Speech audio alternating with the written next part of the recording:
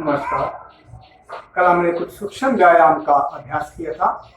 उसी श्रृंखला में आज हम कुछ लेट के करने वाले सूक्ष्म तो नहीं कह सकते उन्हें, लेकिन कुछ आसनों का अभ्यास करेंगे जो बहुत ही आसान है और उन्हें हम पवन मुक्त सीरीज में गिना जाता है उन आसनों को। लेकिन उन आसनों के बेनिफिट लोअर बॉडी से लेकर के बैक तक के लिए बहुत ही इफेक्टिव है, खासकर नीज के लिए, हिप जॉइंट के लिए और स्टमक के लिए। तो आइए अभी हम शुरू करते हैं कुछ लेटने वाले आसन। लेकिन इन आसन से पहले आप कल बताए गए सूक्ष्म जो अभ्यास थे उनका पालन जरूर करिए और सूक्ष्म अभ्यास के बाद आप इन आसनों का अभ्यास करेंगे। सीधा लेटने के बाद आप ध्यान रखिए कि आपका जो सरफेस है वो बराबर होना चाहिए। नीचे एक हल्का सा मैट आप ले सकते हैं, बिना मैट के अभ्यास ना करें। और सीधा लेटने के बाद पूरी बॉडी को ढीला छोड़ दीजिए, ब्रीदिंग नॉर्मल रखिए, हाथों को नीचे हथेली रखिए और पूरे शरीर को शांत करते हुए बिल्कुल ढीला रखते हुए लेफ्ट लेग को आप रेज करेंगे सिर्फ 45 डिग्री तक। और ध्यान रखिए जैसे आप लेग रेज करेंगे आपकी आंखों से सिर्फ आपको अपने पांव का अंगूठा दिखाई देना चाहिए और आपका घुटना बिल्कुल सीधा होना चाहिए। ये आपके घुटनों की स्ट्रेंथनिंग के लिए, थाइस की स्ट्रेंथनिंग के लिए और हिप जॉइंट की स्ट्रेंथनिंग के लिए ये आसन बहुत ही महत्वपूर्ण है। एक पाव उदानासन 15 सेकंड होल्ड करके आप इसको रिपीट करेंगे राइट साइड से। इसी तरह से नी को सीधा रखेंगे और पांव के अंगूठे को देखते हुए अपना पूरा ध्यान नी पे और थाई पे रखेंगे ताकि आपकी नी की स्ट्रेंथ बनेगी और थाइस की स्ट्रेंथ भी आपके साथ बढ़ेगी। इसी के साथ आप इसे 3 बार रिपीट करेंगे। फिर से लेफ्ट लेग को रेस करेंगे, 45 डिग्री तक होल्ड करेंगे, ब्रीदिंग नॉर्मल, मन शांत और शरीर एकदम ढीला। इसको डाउन करके एक बार फिर से आप राइट लेग से इसका अभ्यास करेंगे। इसे हम 15-15 सेकंड के लिए 3 बार इसका रिपीटेशन देंगे। ब्रीदिंग पे ध्यान देते हुए मन को शांत रखिए, ब्रीदिंग पे ध्यान दीजिए। याद रखिए योग अभ्यास करते वक्त आपका ध्यान सिर्फ ब्रीदिंग पे लगा रहना चाहिए। जितना आप ब्रीदिंग पे अपना ध्यान रखेंगे उतना ही मन एकाग्र रहेगा, उतना ही शांत रहेगा और हमें किए जाने वाले आसन का पूर्ण लाभ मिलेगा। इसी तरह करने के बाद आप दोनों पैरों को भी इसी पोजीशन में होल्ड करेंगे 45 डिग्री तक। यहाँ ध्यान देने वाली बात है कि अगर किसी को बहुत ज़्यादा बैक पेन है, किसी को हाई बीपी की प्रॉब्लम है या हार्ट की प्रॉब्लम है तो ये दोनों पैरों वाला आसन का अभ्यास ना करें। और जब भी आप दोनों पाँव को उठाएं तो स्टमक से जोर लगाइए, ना कि लोअर बैक से। इसको बैक पेन है तब भी इस आसन का अभ्यास ना करें, लेकिन आप जब भी इसको करें तो कोशिश करिए कि स्टमक से आप इसको प्रेशर दीजिए। इस तरह आप इसे एक बार फिर नीचे लेके आएंगे और पुनः इसे श्वास भरते हुए एक बार फिर लेके आएंगे ऊपर, 15 सेकंड तक होल्ड करेंगे। ध्यान रखिए अगर आपको करते वक्त शिवरिंग हो रही है, लोअर बैक में पेन आ रही है, थाइज में पेन आ रही है या स्टमक में बहुत ज़्यादा शिवरिंग हो रही है तो इसका मतलब आपके सारे बॉडी पार्ट बिल्कुल कमजोर हैं। अगर आप इनको धीरे धीरे करेंगे और रोजाना इनका अभ्यास करेंगे कुछ दिनों में आपके स्टमक की, लेग्स की और थाइस की स्ट्रेंथनिंग में आपको फर्क महसूस होगा। याद रखिए स्टमक के मसल जितने एक्टिव होंगे, थाइस में जितनी स्ट्रेंथनिंग होगी, हमारे पूरा शरीर एकदम रिलैक्स रहेगा।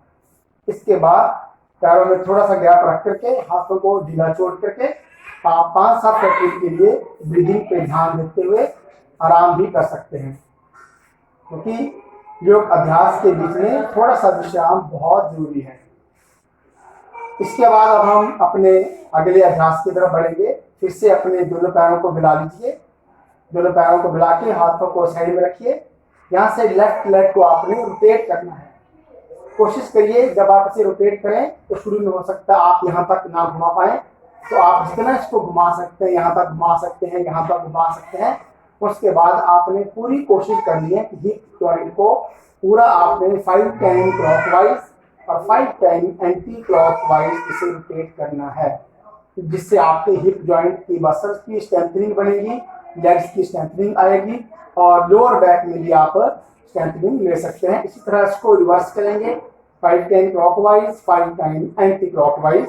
ब्रीदिंग नॉर्मल और मन एकदम शांत। इस तरह के अभ्यास के बाद 8 बार करने के बाद यही अभ्यास आप राइट लेग से भी करेंगे, 5 time clockwise, 5 time anti clockwise. और इतने सुगमता से घुमाइए इसे, इतने इजीली घुमाइए इसे कि आप इसके पूरे बेनिफिट ले सकें। इसी तरह 5 टाइम क्लॉकवाइज और 5 टाइम एंटी क्लॉकवाइज आप इसे घुमाएंगे तो कुछ दिनों में आप अपने हिप जॉइंट में भी फ्लेक्सिबिलिटी को महसूस करेंगे, स्ट्रेंथनिंग महसूस करेंगे। और हिप जॉइंट की स्ट्रेंथनिंग पे ही आपकी लोअर बैक की स्ट्रेंथ भी बहुत ज़्यादा निर्भर करती है। इसका अभ्यास करने के बाद जिन लोगों को बैक पेन नहीं है या हाई बीपी की प्रॉब्लम नहीं है, बिल्कुल तंदुरुस्त है, तो आप दोनों पैरों के साथ भी इसका अभ्यास कर सकते हैं। इसी तरह से देखिए आप 5 time clockwise, 5 time anti clockwise. ये बहुत ही स्टमक की चर्बी को कम करने के लिए, फैट को कम करने के लिए और लोअर बैक की स्ट्रेंथनिंग के लिए भी आसन बहुत बढ़िया है। लेकिन अगर बैक पेन है तो अब आप इसे अवॉइड कर सकते हैं।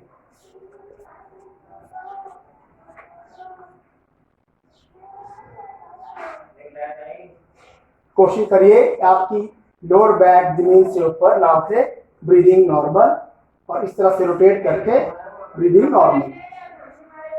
अपने आप को बिल्कुल शांत रखिए, यहाँ पर रिलैक्स रखिए, पैरों को ढीला छोड़ दीजिए, ब्रीदिंग नॉर्मल रखिए। हथेलियों को आप ऊपर की तरफ लेके आ सकते हैं।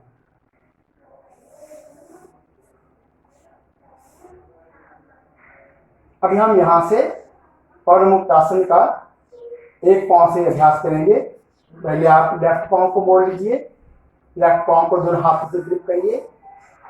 ग्रिप करके आप इसे चेस्ट की तरफ खींचेंगे। राइट लेग को जमीन से थोड़ा सा ऊपर लेके आएंगे। अब इस पोजीशन में आप होल्ड करेंगे और धीरे धीरे गर्दन को उठा करके चिन और नी को मिलाने की कोशिश करिए।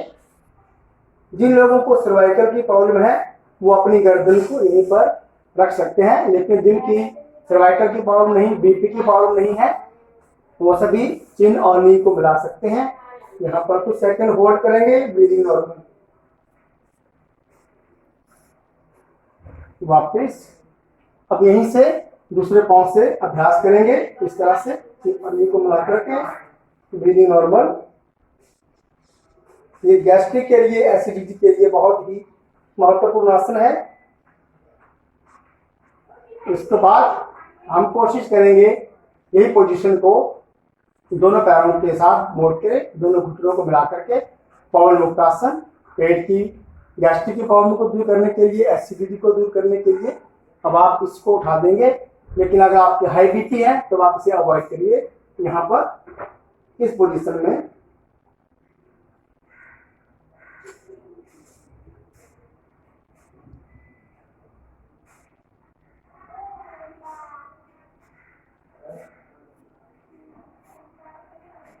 यहाँ से धीरे धीरे वापस आकर के यहाँ पर अपने आप को रोकेंगे। अब हम स्पाइन की मसाज करेंगे पवनमुक्तासन में। उसके लिए आप क्या करेंगे, फिर से पवनमुक्तासन करेंगे और स्विंग लेते हुए कोशिश करिए आप इस तरह से बॉडी को रोल अप करिए, जिससे आपकी पूरी स्पाइन की अच्छे से मसाज हो जाएगी और स्ट्रेंथनिंग भी आ जाएगी। और रीढ़ की हड्डी के लिए बहुत ही महत्वपूर्ण है।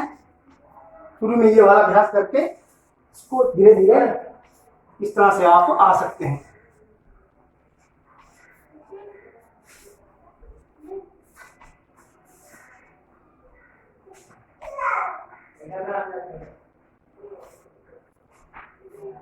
इस तरह से 5-10 रोलिंग करके आप एक बार फिर से रिलैक्स करेंगे शवासन में। शवासन का योग में बहुत महत्वपूर्ण है। जब भी हम लेटने वाला आसन करते हैं तो उनका रिलैक्स हम शवासन में करते हैं, और जब हम पेट के बल लेट के करते हैं तो मकर आसन में हम रिलैक्स करते हैं।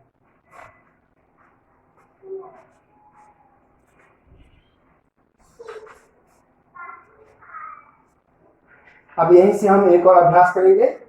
लेफ्ट लेग को 90 डिग्री तक रेज करने की कोशिश करिए इस तरह से, ताकि आपके इस पूरे लेग के मसल को स्ट्रेंथनिंग मिले, ये ब्लड को स्ट्रेंथनिंग मिले। और स्टमक के लिए भी आसन बहुत इंपॉर्टेंट है। यहाँ से होल्ड करके वापस आएंगे, फिर हम दूसरे आसन का अभ्यास करेंगे इस तरह से।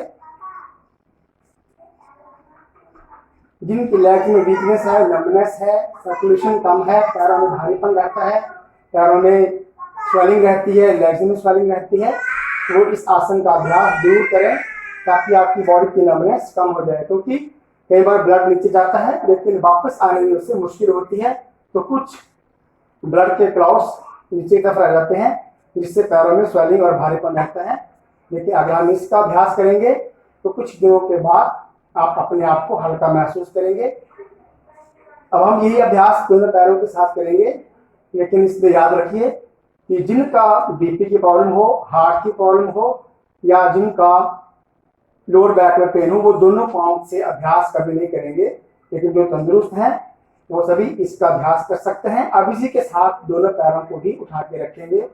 इस पोजीशन में हार्ट के लिए बहुत ही महत्वपूर्ण है, क्योंकि इसमें सारा ब्लड सर्कुलेशन जो पैरों में है, हाथों में है और जो लेग्स में है, जो कहीं रुका हुआ है, ऑटोमेटिकली हार्ट की तरफ चला जाएगा। और ये भी कहा जाता है कि इस आसन को अगर आप 30 सेकंड करते हैं तो 30 सेकंड में ब्लड जो है हार्ट में ही प्योरीफाई हो जाता है, जिससे कि हार्ट को भी रिलैक्सेशन मिल जाता है। तो हार्ट के पेशेंट के लिए भी आसन बहुत ही महत्वपूर्ण है, पाद उत्तान आसन। अब यहाँ से धीरे धीरे हम वापस आएंगे, थोड़ा सा शवासन में रिलैक्स करेंगे।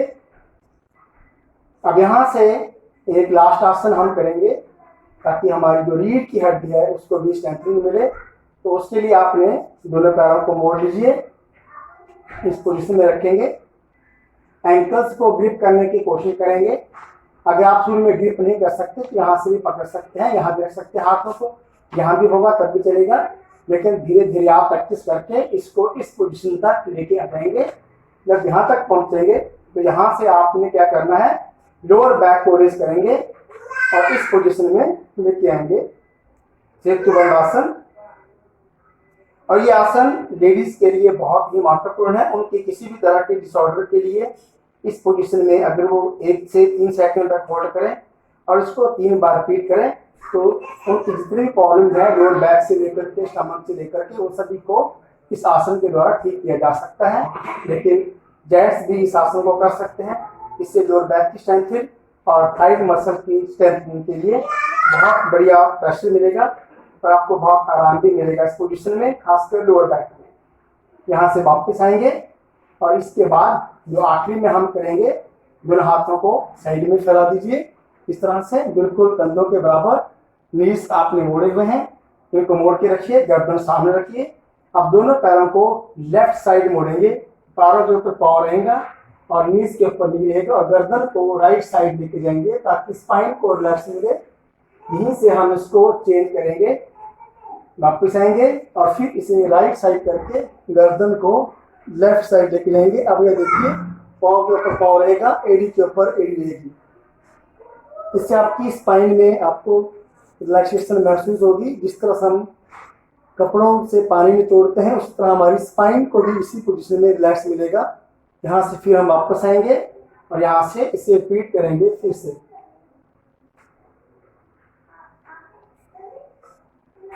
वापस यहाँ से फिर हम राइट साइड करेंगे,